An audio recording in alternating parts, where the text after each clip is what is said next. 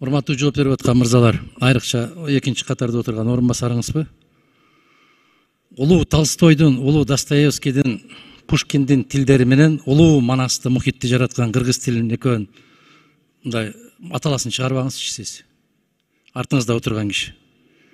Жооп берсеңиз, мындай кыйналып атсаңыз, так орусча эле жооп бериңиз, Өзүңүздүн сүйлөгөнүңүздү бир аз караңызчы, кайсы тилде сүйлөп атканыңызды билесизби өзүңүз?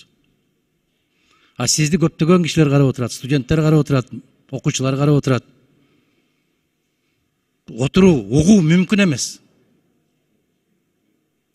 Ушуну карап койсоңуздар, Алмаз Акунжанович, эске алып койсоңуз ушуну. Баягы эле көнгөн адат боюнча. Эске алып коюңуз, мындай жооп берип атканда жок дегенде мындай бир так жооп бергилечи. Кыйналып атасызбы, айтып коюңуз, мен расмий тилде сүйлөп коеюн деп. Эч ким каршы эмес.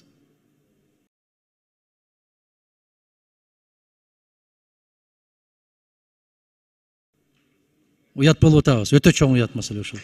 Эске алабыз. Рахмат, чакырылгандар эске алыңыздар.